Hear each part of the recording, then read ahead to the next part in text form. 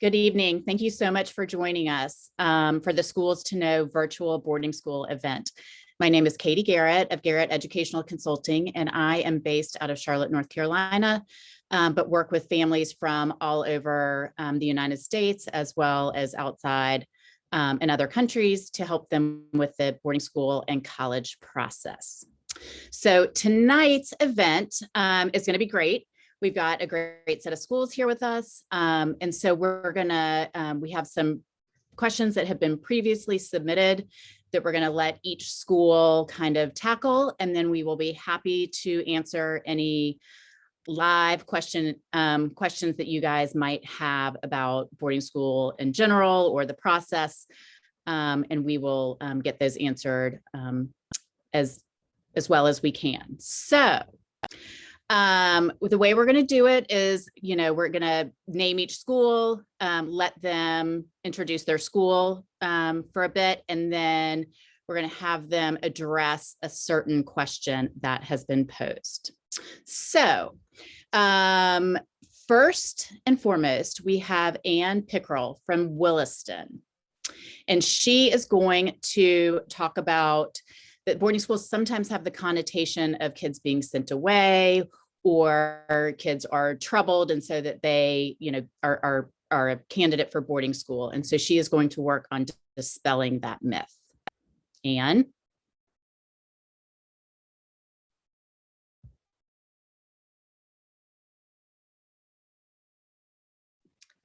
Anne, you are muted.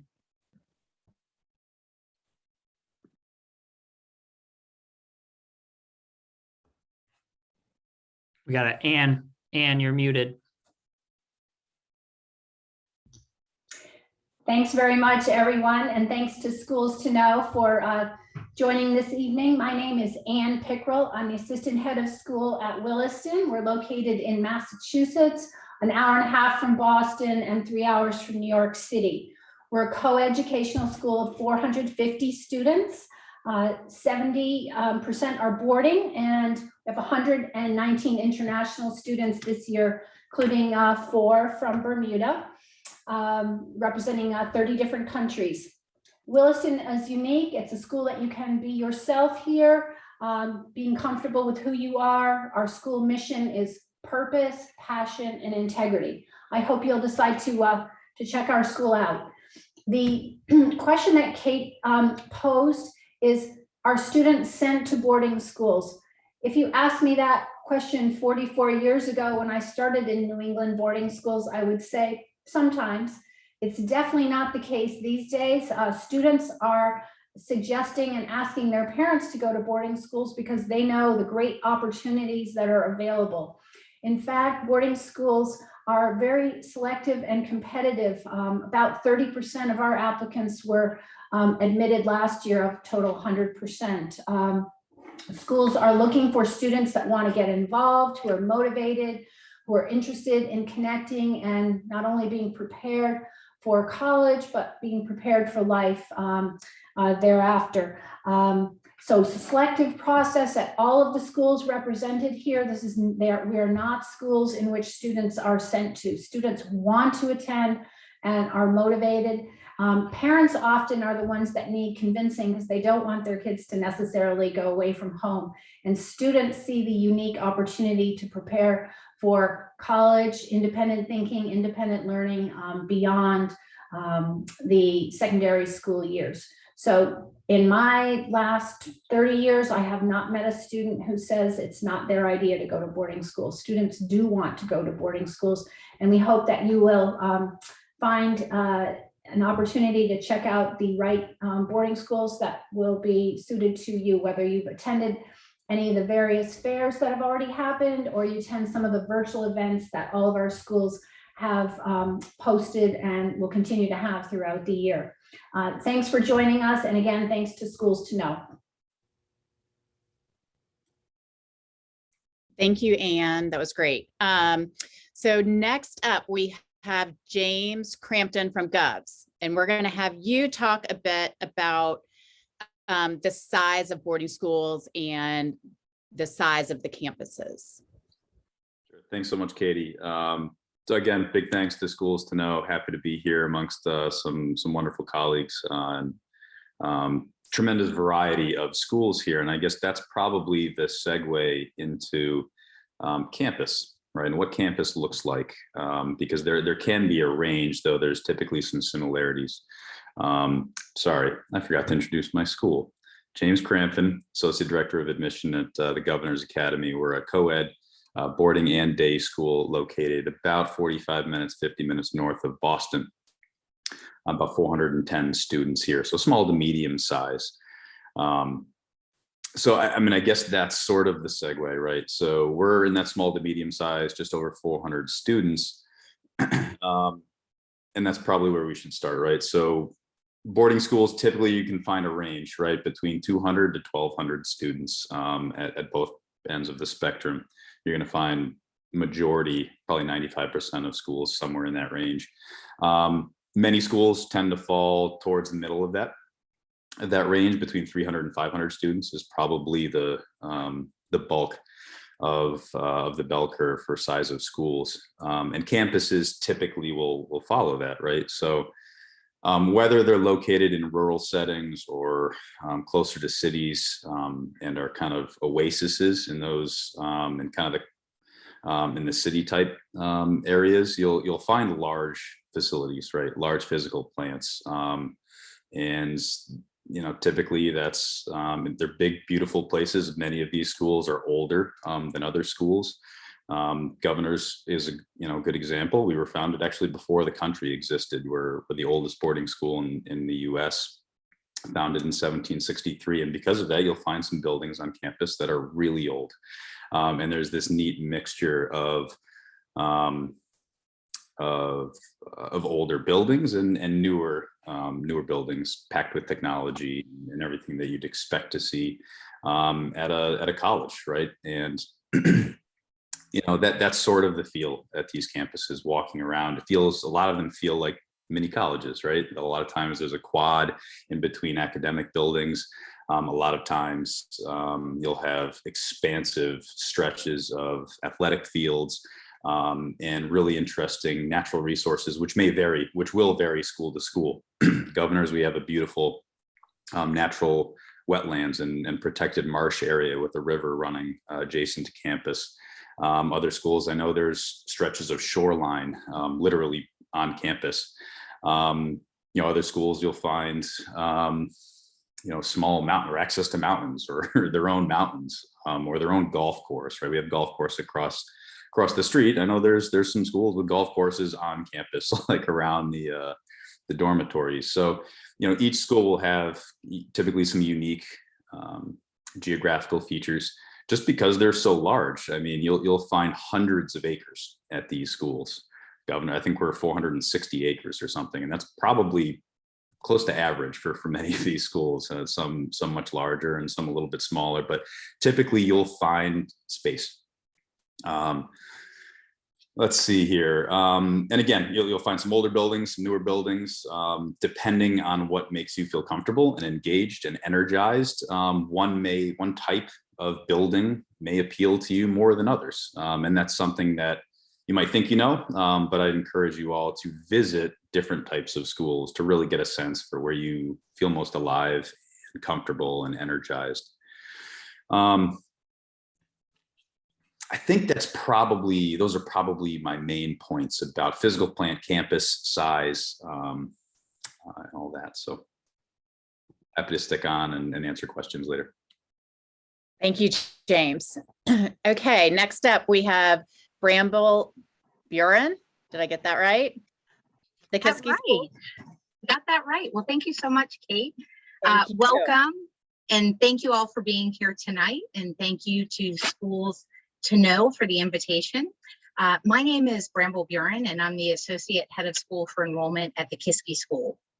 Kisky is a small, all-boys college preparatory boarding school located on a beautiful 350-acre campus outside of Pittsburgh, Pennsylvania. Go Steelers. We're small by design. We currently have 190 students in grades 9 through 12, as well as postgraduates. 97% of our students are boarding, and they come from 23 countries and 15 states. We feel the experience of learning and living at Kisky is innovative and supportive and really built just for boys. So we feel we're comfortable yet challenging, and this allows boys to be curious and show their creative side and become confident young men. So the question that I'm going to be talking about today is, what is a typical day like at a boarding school? And when I was thinking about this, I thought, you know, in many ways, life at boarding school kind of mirrors your life at home. Your day usually begins with you waking up in your dorm about 7:30 in the morning, getting dressed for class. Now, some schools have a dress code or a uniform to wear to class, and others might just have casual attire. Most of the students will head down to the dining hall for breakfast, and you're going to have a great selection of both hot and cold breakfast foods. Your first period class usually begins about 8 or 8:30. Many boarding schools will have a rotating schedule, so each day might look a little bit different with classes meeting in a different sequence. I personally think that's a great idea. You know, you don't always want to have algebra class meeting right before lunch every day. Often there's a mid-morning break where you can grab a snack or maybe see a teacher for extra help, or sometimes just hang out and catch up with your friends. Once that break finishes, usually there are more classes that you're going to attend, and then you're off to lunch at noontime back at the dining hall. Some boarding schools have a very casual lunch, maybe more of a buffet style where food could be kind of grab and go, you sit with your friends. Other boarding schools have a more formal family style lunch, and there you might be assigned to sit at a table with different faculty members. It's a great way to get to know the whole school community, by the way. And then it's back to more classes. Your academic day typically ends around 2:30 or 3 o'clock. Many students also, by the way, have a study hall that's incorporated somewhere in their academic school day. Again, it's a great chance to get a jump on your homework or get extra help from faculty members. And I would say that getting help from your faculty members is an underlying theme, because you really have access to them 24/7. Once the class day is over, you're going to have a little bit of downtime, head back to your dorm, change your clothes, and then it's off to the afternoon activities, which usually go from about 3:30 to 5:30. For many students, that's going to involve practice with their sports team, maybe play practice, band rehearsal. Clubs often have activities right after school too. When your activities and your practices finish up, you're going to head back to your dorm. Oftentimes getting changed again and going back to the dining hall, where dinner is usually served, I would say, from about 5:30 to 6:30, 6:45. In all my years at independent schools, I would say that there is plenty of food and plenty of time to eat. And again, some schools have a more formal dinner meal requiring a formal dress, and other schools have a more casual dining atmosphere. And then afterwards, you're going to go back to your dorm and finally get that chance to settle into some comfortable clothes. In the evening time, it can vary at different boarding schools, but most are going to have some type of a study hall or quiet hours in the dorm from about 7:30 to 8:30, maybe a little bit longer. This is an excellent opportunity to get your homework done. Maybe go to the library, again, get some extra help with your teachers. You know, most of them at a boarding school environment are going to be right there on campus. You go over their house or visit them in their dorm apartment. Clubs, often will hold meetings in the evening time. Sometimes there's a special assembly, maybe a guest speaker, and then it's free time. You know, this is your chance to hang out with your friends, play, maybe pick up basketball, go to the weight room. Often, a lot of the time, schools' facilities will be open, so you could go back to the art room, the wood shop, media lab, play some video games, or just hang out with your friends. And then finally, it's time to check back into your dorm, and lights out by 10:30. I would say that's pretty normal.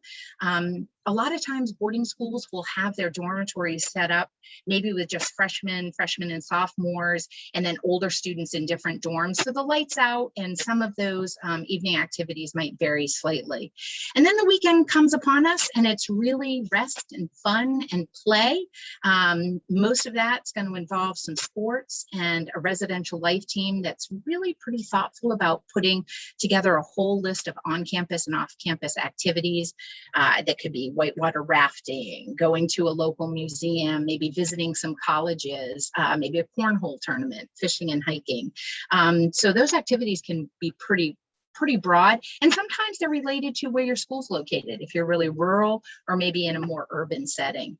But hopefully that gave you a little bit of a sense of what a typical day is like. And again, happy to be here and happy to answer any questions afterwards. Thanks.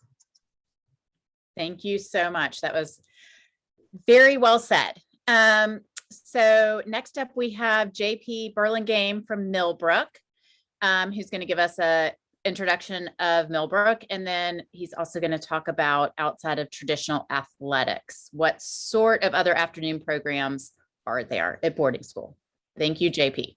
Thanks, Katie, and thanks to Schools to Know for putting on this presentation tonight. So Millbrook School is a co-ed boarding school about 90 miles from New York City, and we are 315 students coming from all over the country and all over the world. What kind of sets Millbrook apart is we are the only high school with an accredited zoo on campus. We have endangered species, and our students get to utilize that for their community service throughout the year. So as we've talked about, we're a campus of 800 acres, but with a small community where every student is known and needed. So it's quite a place, and it's a place where students can do many things, not just athletics. So as with all boarding schools, we do have a robust athletic program, but many boarding schools in the afternoon have other options for students. And that could range from the arts and music to theater. I know many schools have their theater rehearsals in the afternoons. So that gives those students that are have more of an acting passion can do their afternoon program in the theater. Many schools do their community service in the afternoons as well. And so that enables them to get off campus and go to different programs or different in-town community opportunities. And within the athletic realm, there are non-competitive team type offerings. So if you're not a varsity athlete or even a JV athlete, you can do recreational sports as well. Here at Millbrook, we actually have something called racket sports in the fall. So you get to do a little bit of everything: tennis, squash, badminton, pickleball, what have you. So it's sometimes for those kids that might not have a fall season that they love, but want a little opportunity to just get outside and have some fun. So again, this is something that you'll have to ask at every school, because every school is going to have a different schedule for the afternoons. Some schools, their theater program, for instance, is actually at night. So you can be a 3-sport athlete and then act in the evening or play instruments in the evening. Many schools have more of those extra offerings are in the afternoon as well. So as we talked about the arts, community service, maybe some recreational sports like, a snowboarding, for instance, or there might even be some schools on this call that have surfing for an afternoon program. So it's definitely something that you want to ask every school as you visit, or even if you're getting on a Zoom call similar to this, you want to find out what those extra offerings are, especially if you have a passion in something that you might not see really published well on someone's website. Don't hesitate to ask, and the school will either have it and or be honest and say to you that they don't. For instance, Millbrook does not have swimming. So I know when we were in Bermuda, I was sending many of the students over to some of the other schools. And so just ask those questions about the afternoon programs and you'll get your answer. So I think that is pretty much for the afternoon activities. And I will pass it back to Katie. Thank you so much. Okay, so next up we have St. Johnsbury, and we've got Nicole Biggie, who will be speaking about the lines of communication between schools and parents. Thank you, Katie. Good evening, everyone. Thanks for joining us. I'm Nicole Biggie. I'm the Director of Admission at St. Johnsbury Academy. And for those of you that went to the fair in Bermuda, you likely met Shondell Painter, who is one of our dorm proctors on campus. St. Johnsbury Academy is a co-ed boarding and day high school located in northeastern Vermont. We're about 3 hours by car from Boston. We serve students in grades 9 through 12 and postgraduate, and we have a long history of enrolling Bermudian students. We have an extraordinary range of opportunities, and just to point out some of our signature programs, we have the AP Diploma, Engineering and Robotics, an arts intensive where you can really dive deep into our fine arts department, a field semester off campus on our field campus, and a technical career intensive. Like a lot of my colleagues in other schools, we have a wide array of teams, clubs, and activities, and our location in Vermont is surrounded by outdoor recreation adventure. So there's a lot of our students taking advantage of skiing, snowboarding, hiking, mountain biking, and rock climbing. To address the question about communications, with your children away at school, it's really important that we stay in touch with you. So there's a lot of regular communications that come out of offices on campus. I'm sure all the schools have similar schedules where we send a weekly e-newsletter. We also have a weekly update that goes out from our resident life office, specifically about activities and the goings-on of our boarding students. And our headmaster also sends an update out every Friday. For academics, there's regular reporting time, so you're receiving those, as well as you can log into a portal to see real-time grades. For personal communication, during the admission process, you have a lot of personal communication with the admissions office. Generally, you have one person in the admissions office who shepherds you through the application process, who you interview with, and you get to know during that process. We tell families after enrollment, you're always welcome to contact us again. We're the people that you've known from the beginning, but after a few weeks, once you get to know a lot of other people on campus, that tends to shift a little bit. You and your family start to get to know the resident life office, your dorm proctors, your teachers, your academic advisors. So after about a month, most of the time, parents will reach out to their students' academic advisors to talk about questions related to classes, or they can also reach out to teachers directly. With our new Zoom expertise over the last year and a half, we also have been arranging Zoom meetings for parents that can't come to parents' weekends. So that's been a real advantage that they've been able to connect with teachers. For boarding school questions, parents will usually reach out to the Director of Resident Life or directly to dorm proctors. So during the welcome weekend and orientation, we make sure you're introduced to all those people. So when parents are on campus, we want you to meet the people that are going to be involved in your child's life while they're here. And so you can begin building those relationships so that when you do have a question or concern, that you know who to go to. But again, you can always come back and start with us. So thanks for having us, and we look forward to hearing from you. Thanks, Katie.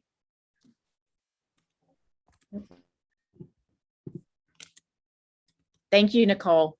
I appreciate it. Okay, next up, we've got Pomfret. We have Susan. I'm going to try Susan Mantilla going. Nailed it. Did I get Hello.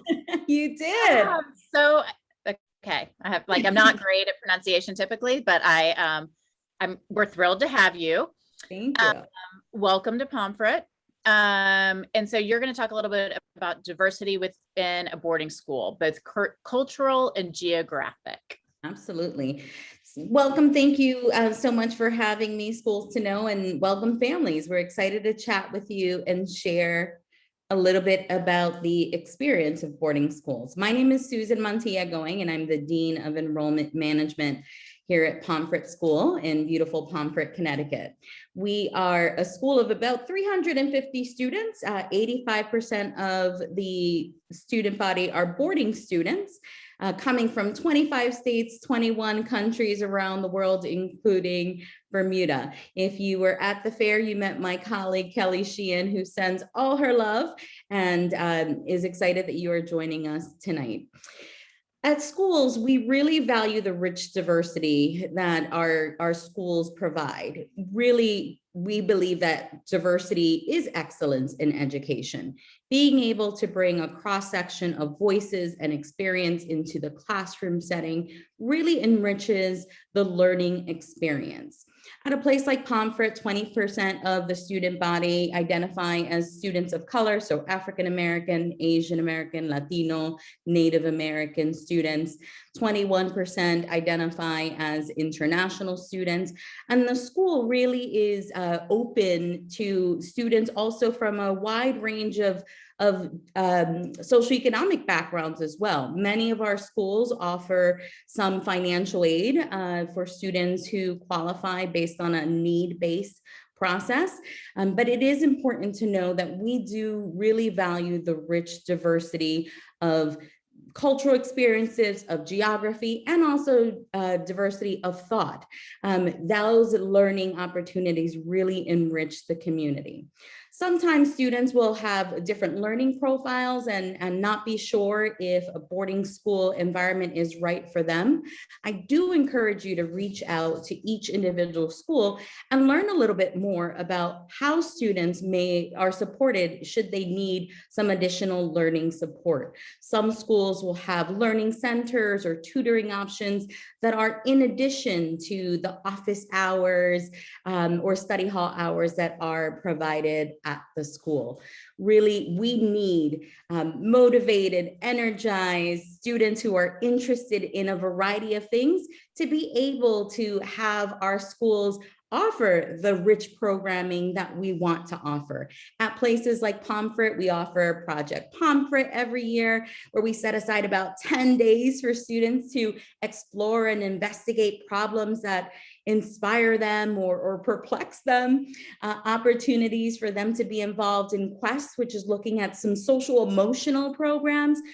Really, again, opportunities to do deep dives in areas of interest through certificate programs or study abroad options. And so we want really interesting students who want to be in an environment that allows for further exploration. So we can't wait to get to know you throughout the application process.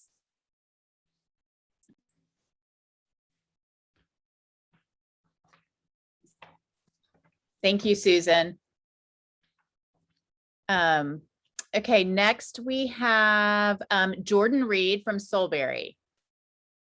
Solebury. Solebury. Thanks. That's what Katie. I thought, and then I questioned myself. I apologize. We are often confused with Salisbury. We're very different from them, just for anybody listening. So, yeah, thanks. Okay, sorry. Okay, so I'm going to let him give a little bit of intel on Solebury, and then we're going to talk a little bit about kind of facilitating transportation. When do kids get to see their parents? Are parents allowed to visit? Kind of the family dynamics involved of visits. Great. Yeah, so Solebury is a small boarding school, co-ed boarding school on the banks of the Delaware River in the eastern central part of Pennsylvania. We are about an hour from Philadelphia by car and about an hour and a half from New York City. So ideally located for students from international locations, and it's a pretty convenient area for you folks in Bermuda as well. And in terms of the travel, location is going to matter here. So some of these schools are located at greater distances from major airports Some are located closer. Some will be from towns that have good public transit. Some are farther from those towns. So I can kind of give you the information from Solebury School, but this is a question certainly to ask whenever you're visiting a school and considering your options. At Solebury School, we actually run shuttles to and from the major airports in the area, Newark, JFK, and Philadelphia. Those will run at any of our major school breaks, and certainly at the beginning of the year and the end of the year, to drop students off at specific times and terminals, so that they don't have to kind of navigate that public transit system. And we also can arrange private car service through our dean's office. So the dean's office at Solebury is who handles all of those arrangements. That's another question to ask during orientation or when you're getting to know a school. Who handles this part of a student's life? Do they need to make their own arrangements, or will the school help them make them? I think in most cases, schools will step in to help make sure that the students have the right transportation arranged. In terms of how often students can come home or you can come visit, Solebury School has a pretty open visitation policy with families. Obviously, you wouldn't be able in most cases at most of these schools to come in and take your student away from a lot of obligations in order to have a visit. But on weekends and evenings, there's certainly time in the schedule for a boarding student when they can get away. You can come on campus to see them. In terms of coming home, from where we are, theoretically, a regular weekend would be fine for them to come home.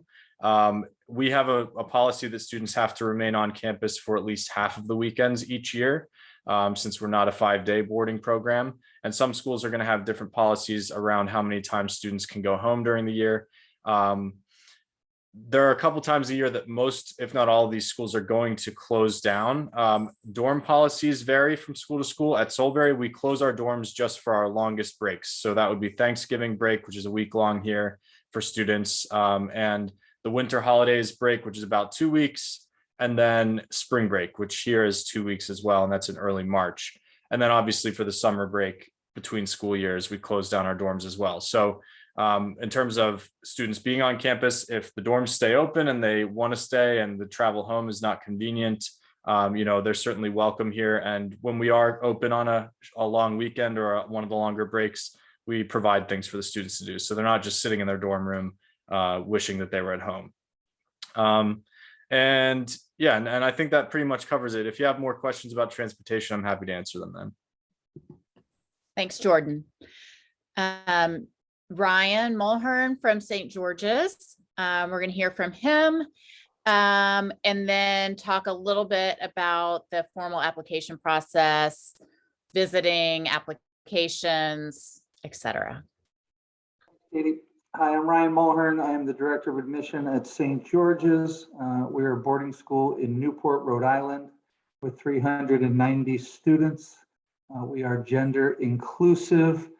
We are an Episcopalian school and 85% boarding students.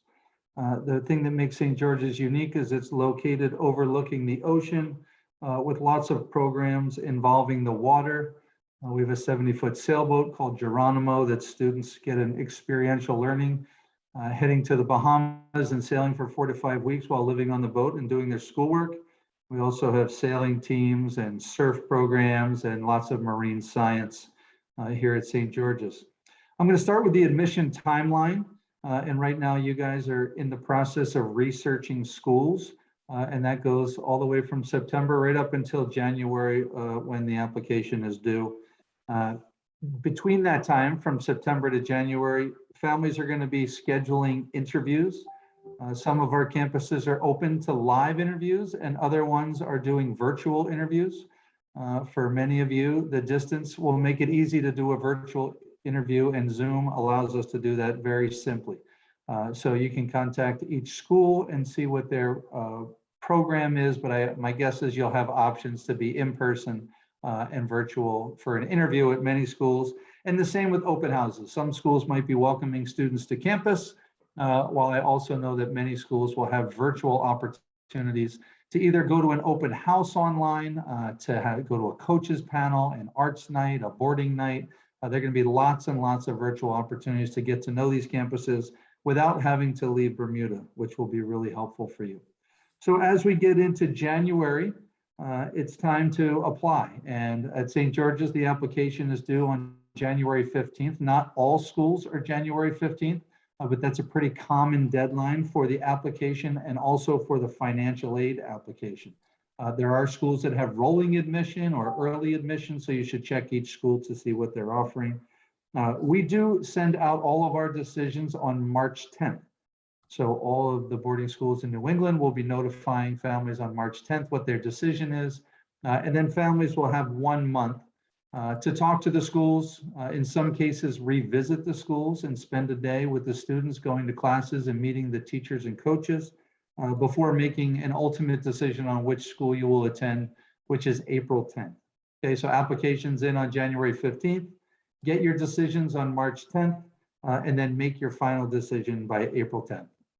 Now, the actual application itself generally consists of similar things at all the schools. Some schools are a little bit different, and they might have their own application, or they might accept some other application other than the standard application online, which many of the schools will accept, which is a common application similar to the Common App for colleges. Inside that application will be some biographical information about the student and the parents. The student will generally have to write some essays, a few essays. Some schools will have a supplement. Teacher recommendations. All schools will probably ask for an English and math recommendation, and others might ask for a foreign language or one other teacher rec. A parent statement is often accompanies the student essays, so parents can write about their child. The academic transcript will always be required, either for the last 1, 2, or 3 years, depending on the school. Some schools will require testing and the SSAT. Other schools will be optional, and you won't have to report your testing.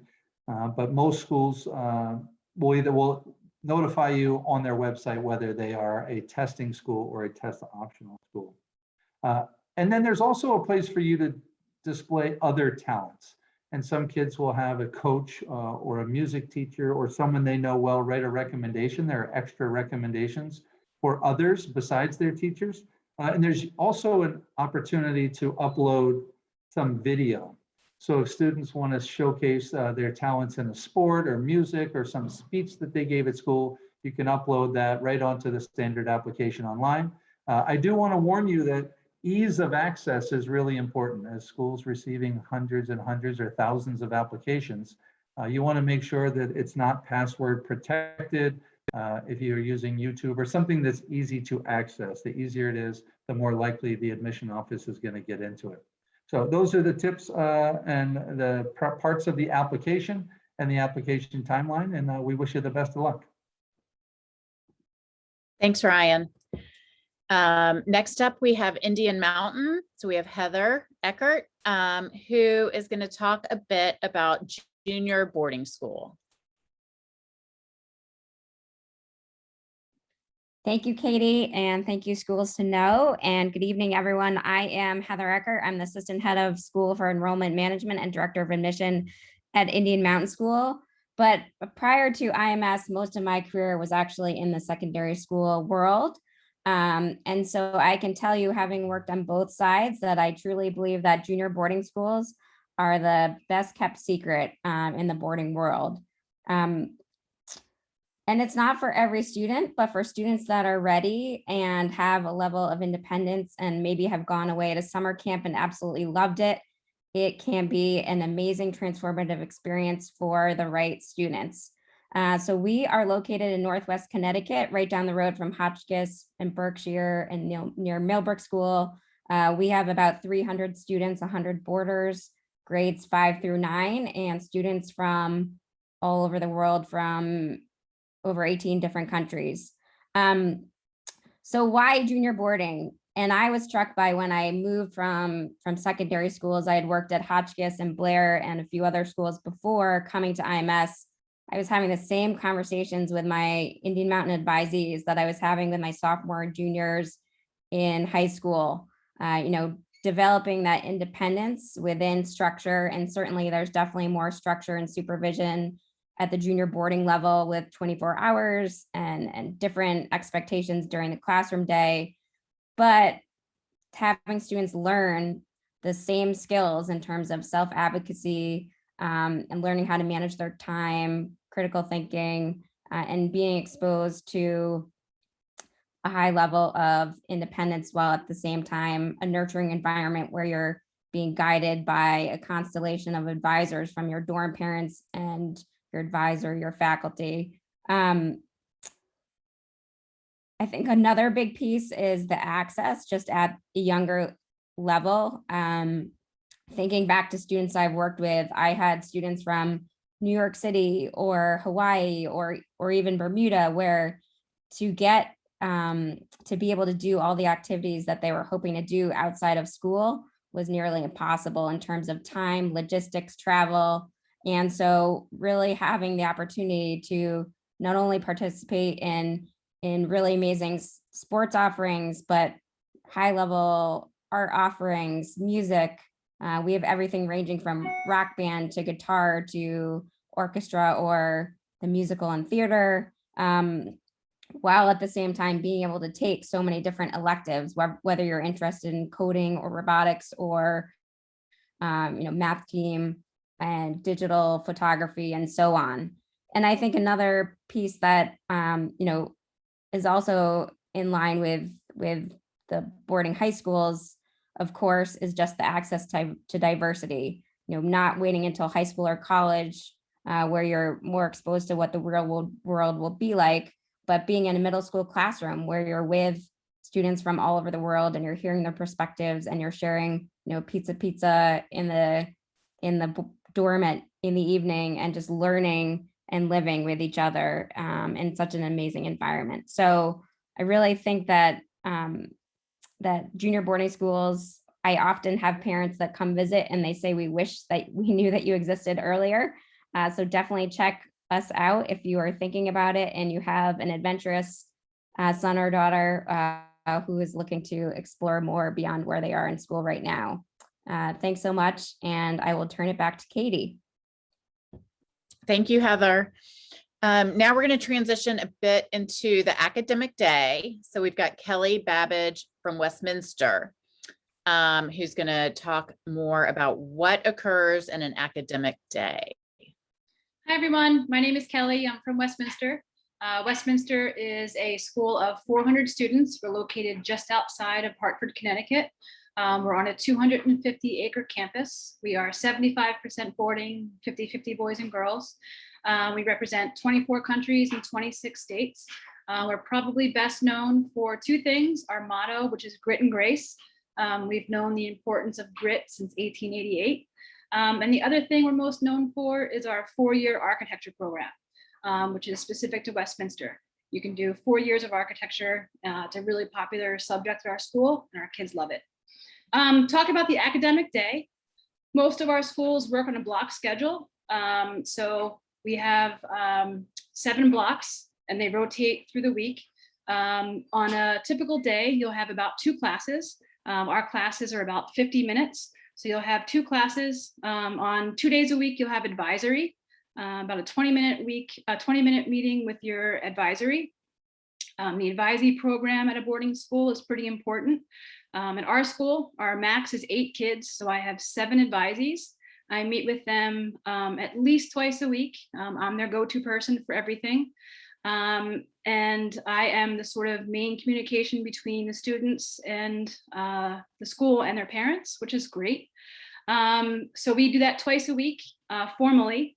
Then you'll have a couple other classes. Our school is one of the schools that does family style lunch. So we eat as a school 4 days a week, which is really fun. You get to know everyone, which is great. After lunch, you'll have about 2 classes, and then it's the afternoon program. On other days, at most of our schools, we have half day Wednesday, and Westminster is a school that has Saturday classes every Saturday. So you'll have a half day on Wednesday. During the school week, some schools will also offer meeting times. So we're a school that does that. On some days, it'll be SAT prep or social emotional learning. And we also build time in the day for club meetings, which is fun. So that is basically the academic day, and that's what you can experience at most of our schools.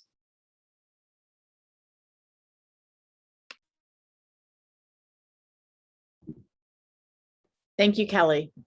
And now we have Michelle Coate from Newhampton, who's going to tell us a bit about AP versus IB and those being offered at boarding schools.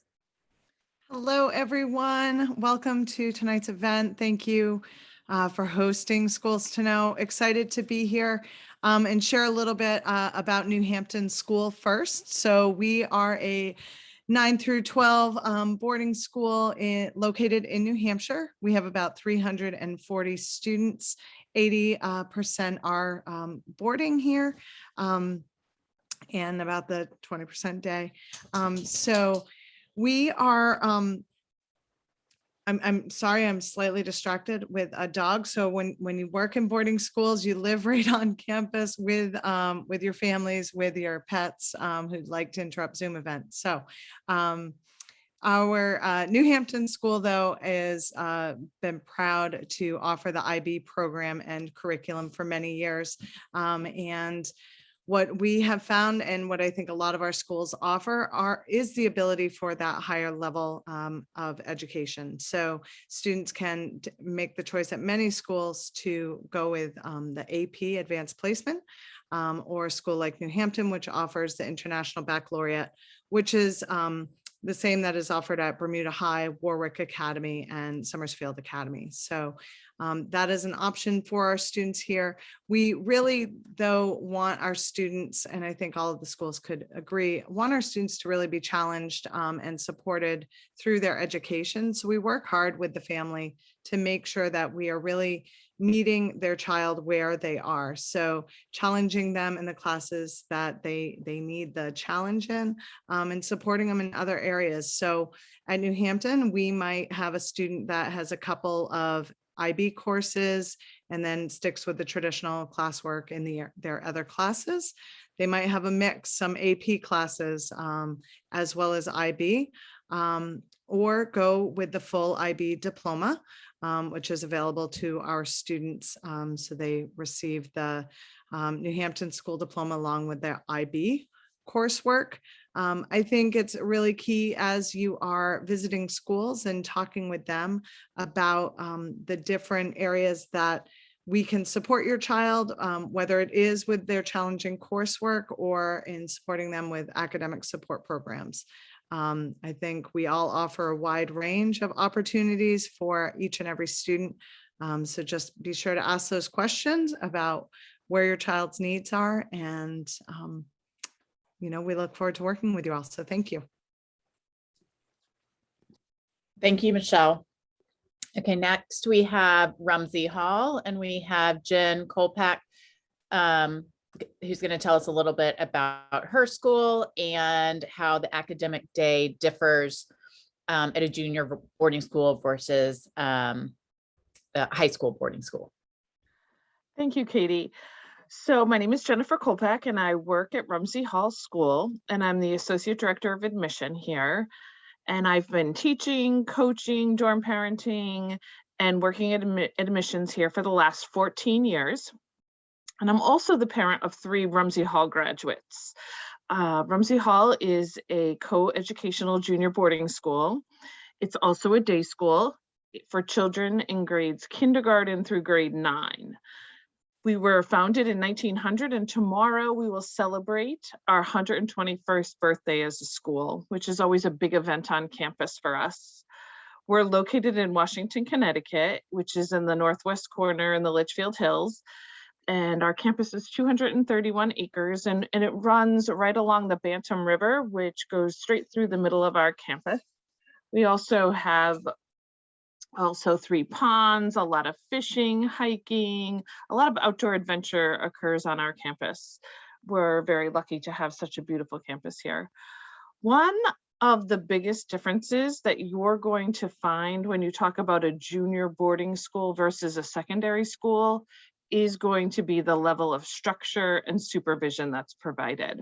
So not only do we have on our campus 132 boarding students, but we also have 97 day students and 90 lower school students. So that's a really big age gap. And I think that we can all pretty much agree that unsupervised middle school children is never going to lead to some good things. So the level of supervision at our junior boarding schools is far greater than what you're going to find at the secondary school level. We are very actively involved from 7 in the morning when we open up our doors to our homes or we arrive at the dorm in the morning. And you will find dorm parents, you will find other people working at the school helping our students to make sure their rooms are clean, that they're ready for checkoff, that they have everything they need for sports. Because at our school, once you leave to go to your academic classes, our dorms lock. So there isn't the ability to go back and jump on Netflix for a little while or lay in your bed and take a little nap in the middle of the day. We have our students active on campus with the day students. And we feel that that's a really important part of the culture of our school. It helps to incorporate our boarders and day students and form really great relationships. So our students don't go back to the dorms during the day until our day students leave to go home for the evening, which is around 4:45. So in between classes and homework and clubs and sports and dorm activities and trips and all the different things that our students are doing, they don't often experience as much homesickness as you would think that they might, being that they are so young. Because they're so busy, because their day is so structured, very little time is spent thinking about, I wonder what's going on in Bermuda today, or I wonder if everyone is at the beach, or I wonder what my family is doing, because they're very busy and actively engaged all day long. They do go to classes starting at 8:30. We have a morning meeting where we join as a community first, and then they head to their classes at 8:30. We do schedule breaks. Developmentally, our students take off their coats, they sit for a 45-minute class, they put them back on, and they're outside for a few minutes. About 5 minutes in between each class to get some fresh air, recenter, refocus, and then sit for another class. We also have longer breaks built in. After 3 periods, they'll have a recess where they'll get a snack, have a little extra time to play outside before they sit again for some more classes. So those breaks are built in all day long, whether it's for lunch, whether it's an extra help period, but they're definitely going to have some time where they're just being children, because that is one of our goals in a junior boarding school, is to savor and preserve that childhood.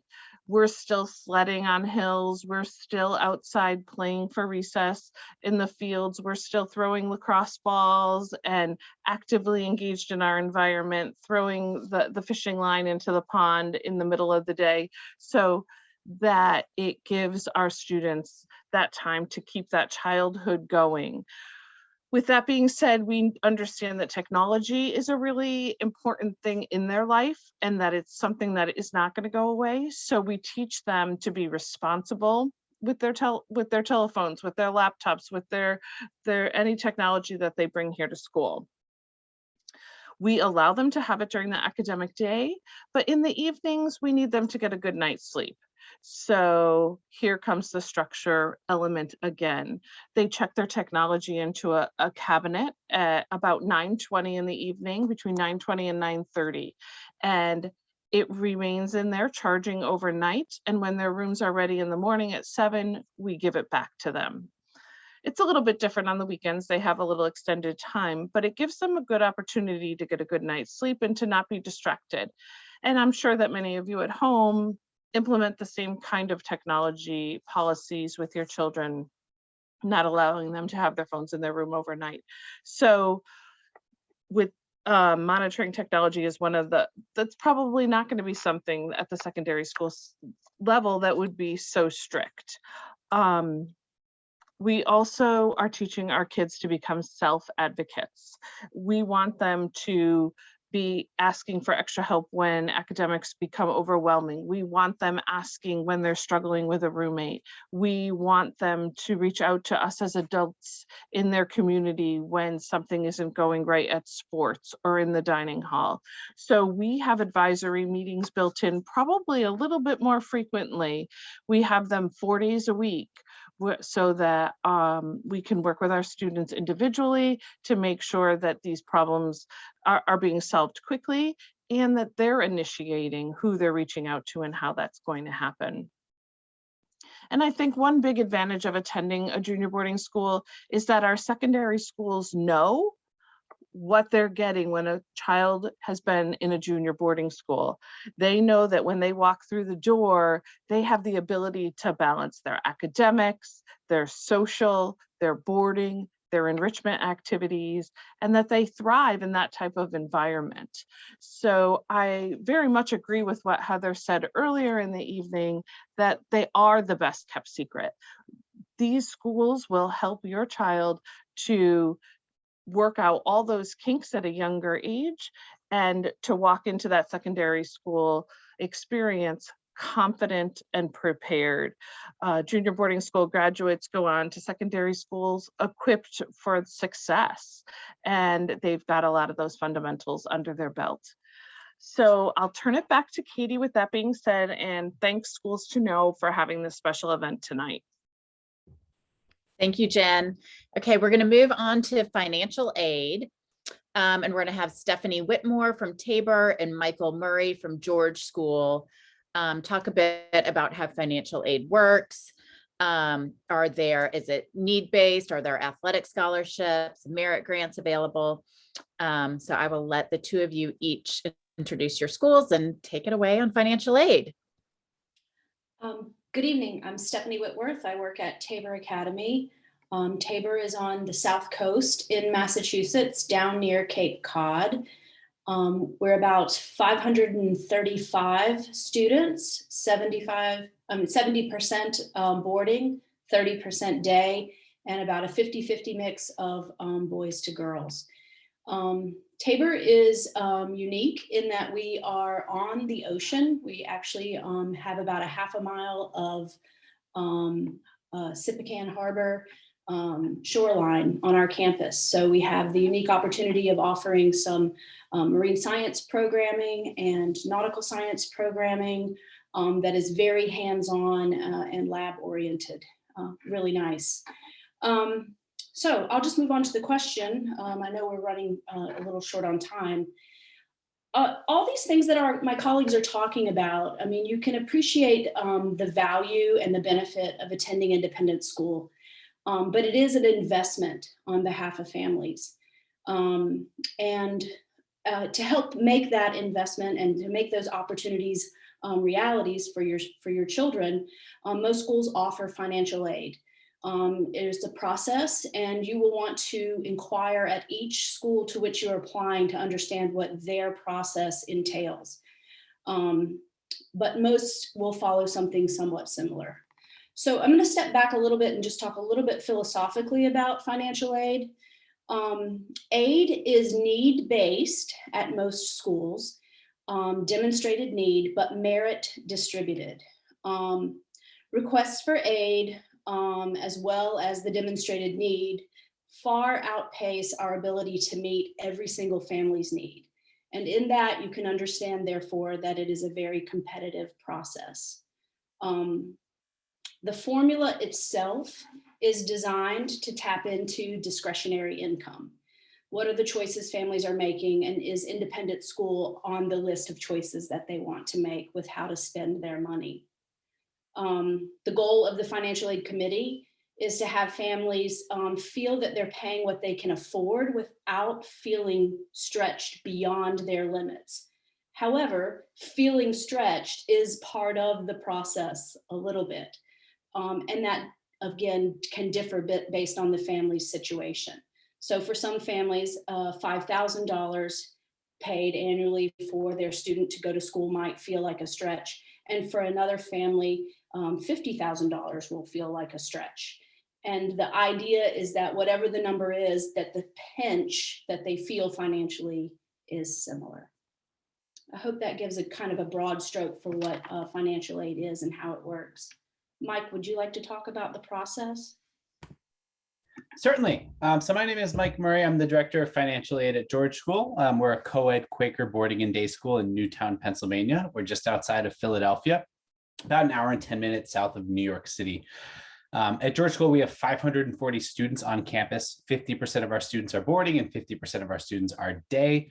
Our campus is about 300 acres large. We have students from over 60 countries, so it's truly an international academic experience. I think that really comes alive in the IB program that we have.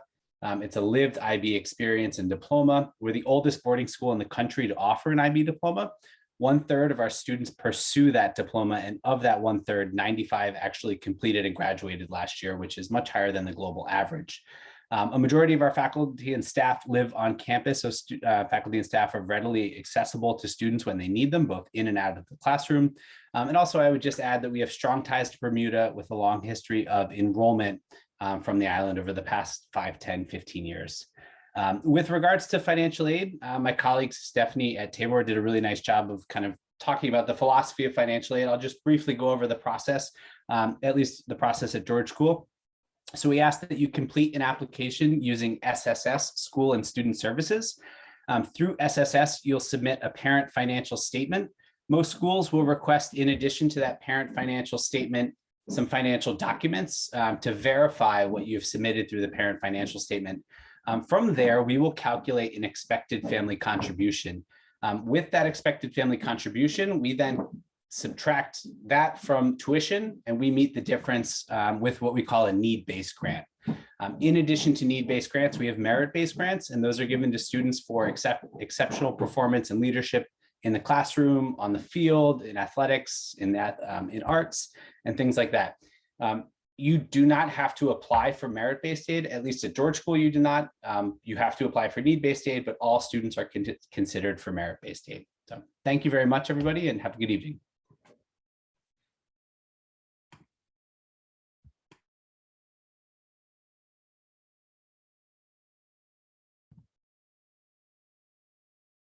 Thank you. Now we are going to move on to after-school activities. So we have John Dem from Christchurch, who's going to tell us a little bit about Christchurch and talk about the competitiveness of athletics in boarding schools. Thank you, Katie. My name is John Deem. I'm the Senior Associate Director at Christchurch School. We are a smaller school with about 225 students.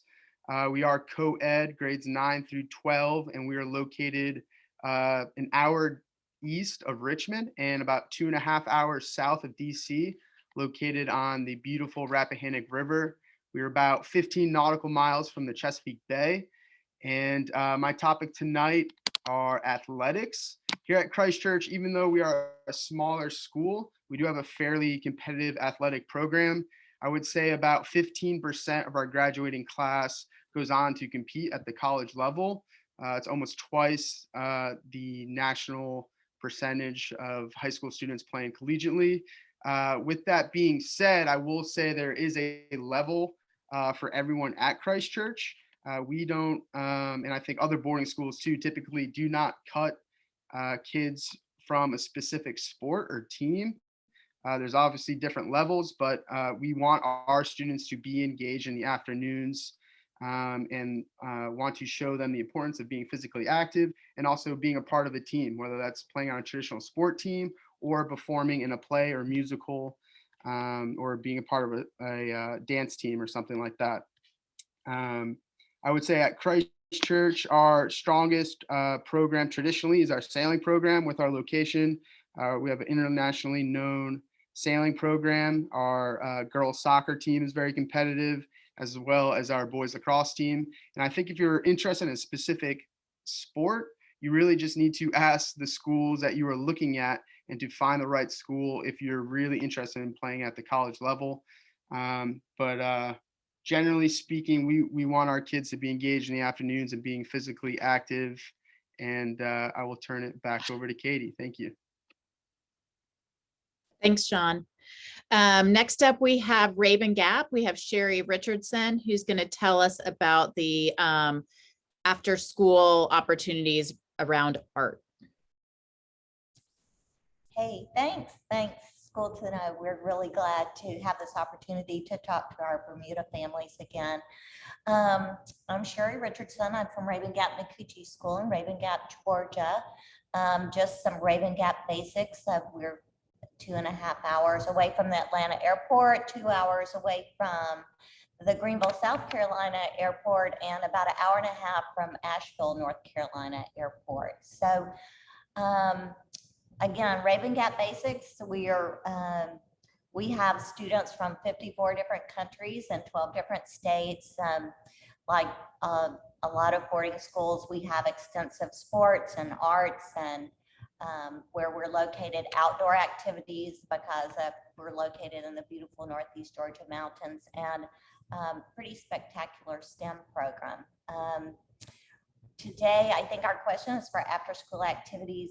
One thing that we have is a phenomenal award-winning visual and performing arts program. And so I asked our expert, our Director of Fine Arts, Terry Manougian, to join us today. Here we are in one of our 3 visual arts studios, one of my favorite indoor places on campus. So I'm going to turn it over to Terry. Hi. So just like somebody said earlier tonight about afternoon programs, I think every school is super unique in what they offer when it comes to the arts. So again, check with the schools and ask those questions, especially if you are a high level performing arts person or visual arts person. You want to make sure that the school offers the kinds of classes that you might need. At Raven Gap, we have visual arts. That's everything: painting, drawing, sculpture, all of those things. And then we have theater. Our theater program offers technical theater classes. It also offers a musical that we do, a circ program, which I'll talk about in a second, and also some smaller black box kind of productions. We have our classes offered during the day, but we also offer some afternoon and evening things that, again, I'll talk about in just a second. We have instrumental music. We have everything from beginning piano classes all the way up to where you would perform with a larger group, and a really robust choir program. Our circ program is, I think we're one of only a couple of schools that have circ. We started it 20 years ago, so this year is our 20th anniversary show. It's circus arts. We do all kinds of aerials, we do ground apparatus, and we have our own, like we converted our black box into a practice room. Let's see what I'm missing. I know I'm missing something. Okay, so afternoon programs. We have something called Raven Gap Plus, in which students of all ages, from our little bitty kids all the way up through high school, can take extra classes in the evening. So not only would you be doing your class during the day, if you can take it during the day, you can also sign up for nighttime classes, especially in dance and music. And then we have afternoon programs where we have arts that's also provided during afternoons. So if you are, let's say, an athlete and you can't fit it into your schedule, you can do evening chorus or other things in the evening like dance classes. Or if you have the time in your schedule, you could perform in the musical or in the circ program or small other programs. So if you have any questions, I'm going to stay here to answer questions. But thank you, Terry. Thank you, guys. We really appreciate y'all's insight on the arts. Next, we'll have Amy DeBakey from Windermere, who's going to talk about community service opportunities. Awesome. Thank you. Hi, everyone. My name is Amy DeBakey. I am the boarding admissions manager here at Windermere Preparatory School. We are located in Central Florida. Our boarding program is about 100 students and an overall enrollment of about 1,600 students. We are a 48-acre campus in beautiful Central Florida. We have great opportunities and facilities for students to participate in outdoor activities all year round, a very wonderful, conducive climate. So we also have our students participating in or having the opportunity to do the IB program. So we are an IB school. And we provide boarding for grades 7 through 12.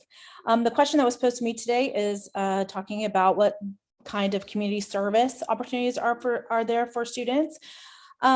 So what I think about when I think about community service, I think the boarding students especially have kind of a leg up on being able to participate in community service just because they are closer to the action. So whether a boarding school has it kind of outlined in their overall activities program for their students, to kind of require them to participate, or whether they just want to participate, boarding students are able to just get in there because they are so close in proximity to, what is happening on campus.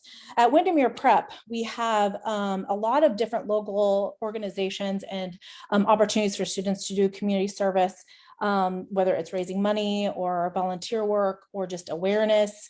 We do things like Wounded Warrior Projects, Amnesty International, Environmental Club. But this evening, I really wanted to focus on two of the service projects that we have at a global level. So Windermere Prep is actually part of Nord Anglia Education. We are a network of about 75 schools worldwide. So diversity and global issues is a very strong kind of central theme of our school. Several years ago, our company partnered with UNICEF. So we have a collaboration with UNICEF to create challenges for our students on a global scale. So following the UN Sustainable Development 2030 agenda, each year, Nord Anglia and UNICEF get together to invite our students to work on a global challenge. These themes are wide-ranging, so they can either range from clean energy to peace, or to justice or education. But what we're doing is we're challenging our students to think of innovative solutions to some of the world's biggest problems. This year's challenge is to tackle equality in education and access to education. So what our students will do in this club, it's called EduAid. What they do is they debate, they raise awareness, they raise funds for helping to provide that educational access for students all over the world. Another service project that we have that we benefit from being part of Nord Anglia Education is a service trip to Tanzania. So every year, about 2,000 of our students all over the world with that network come together, and we do charity and service projects in villages around Tanzania, working with local partnerships or local charity projects or development projects in order to help build and extend schools in developing areas. So, we really love to focus on that community aspect, not only at the local level, but also at the global level. So thank you so much. I'm really happy to be able to talk with everyone, and I'll hand it over to you, Katie. Thank you, Amy. Okay, and that leads perfectly into Heather Kidd from Albert College, who is going to talk about how these boarding schools help create global citizens. Thank you, Katie, and to Schools to Know for having us.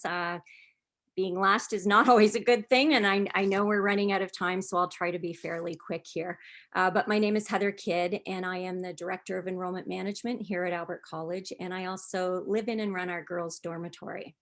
So Albert was founded in 1857, and we are Canada's oldest co-ed boarding and day school. We're located in Belleville, Ontario, Canada, so we're about 2 hours east of Toronto. We start at pre-K and we go right through to grade 12. So our boarding program begins at grade 7 or at 12 years old. And we are actually one of the smaller boarding schools with 100 boarders from over 20 countries and 93 day students from grade 7 to 12.